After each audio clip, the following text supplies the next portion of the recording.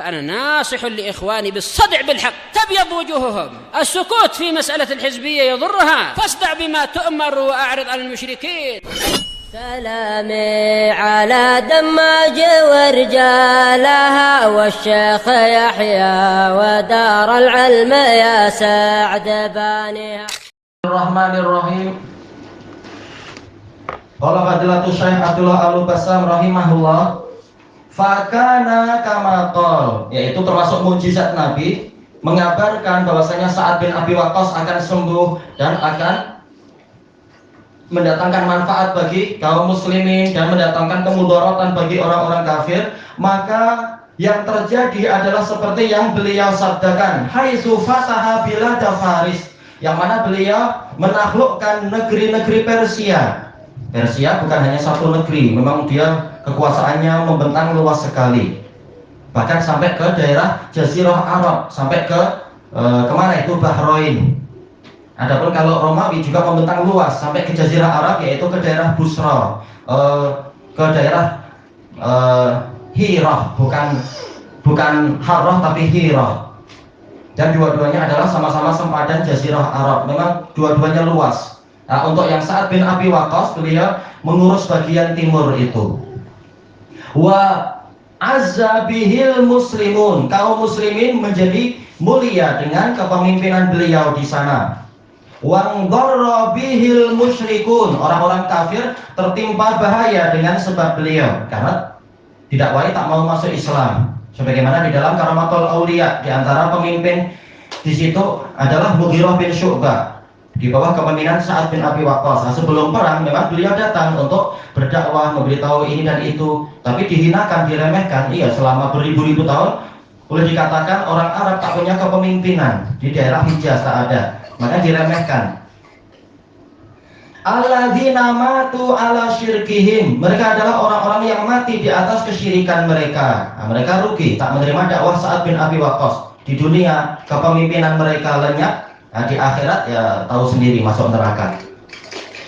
Kemudian al-hadiyata asyrah, yang ke-11, annallaha kammala li sahabati hijratahum min Makkah ilal Madinah, bahwasanya Allah menyempurnakan untuk para sahabat radhiyallahu anhum hijrah mereka dari Makkah ke Madinah bisa babi azmihimus shadiq, disebabkan oleh tekad mereka yang kuat. Buktinya apa? Sa'ad bin Abi Waqqas sampai sedih hati, apakah saya akan ditinggalkan di sini? Menunjukkan beliau tidak ingin kembali ke tanah air beliau itu yang sudah ditinggalkan karena Allah. Nah, tatkala tekadnya jujur seperti itu, maka Allah mengabulkan keinginan mereka. Wa da'awatin nabiyyi sallallahu alaihi wasallam al-mubarakat, dan dengan sebab doa-doa Nabi sallallahu alaihi wasallam yang diberkahi. Kita baca sedikit. Al-haditsus tsani wa tis'un ba'dal mi'atain. Hadis yang ke-292. An Abdullah bin Abbas radhiyallahu anhu qala, Ibnu Abbas, lau annan nasa ghaddu minas sulusi ila rubu'. Ini lau di sini adalah bukan sebagai tamani dohirnya, tapi sebagai apa? Sebagai arat, yaitu anjuran. Seandainya orang-orang mau menurunkan wasiat dari sepertiga kepada seperempat, yaitu sebaiknya demikian. Berarti yang kalau seperempat saja, berarti 3/4 untuk siapa? Untuk ahli keluarga, yaitu untuk ahli warisnya. Fa inna Rasulullah sallallahu alaihi wasallam qala as-sulus was-sulusu katsir. Karena Rasulullah SAW bersabda, sepertiga boleh dan sepertiga pun banyak itu. Untuk apa? Sedekah ke orang lain, sementara keluargamu lebih berhak mendapatkan itu. Hadis muttafaqun alaih. Al-ma'nal ijmali, makna secara global, fahima Ibnu Abbas radhiyallahu anhuma wa huwa habrul ummah. Ibnu Abbas radhiyallahu anhuma, dan beliau adalah ulamanya umat ini, wa turjumanul Quran, sebagai penafsir Al-Quran, memahami min qaulin Nabi sallallahu alaihi wasallam, dari sabda Nabi sallallahu alaihi wasallam, as-sulus was-sulusu katsir, annal wasiyata yanbaghi an takuna bi aqalla minas sulus balir rubu', yaitu wasiat hendaknya kurang dari sepertiga, bahkan apa? Seperempat saja. Wa dzalika anna Nabiyya sallallahu alaihi wasallam istaktsaraha fi qissati Sa'ad. Karena Nabi sallallahu alaihi wasallam menilai sepertiga itu banyak dalam kisah Sa'ad bin Abi Waqqas. Walakinahu aqarrahu 'alaiha. Tapi Nabi menyetujui keinginan Sa'ad untuk menetapkan sepertiga. Lima ra'a min hirsihi ala kasrati shadaqati min malih. Karena Nabi melihat semangat Sa'ad untuk memperbanyak sedekah dari harta beliau.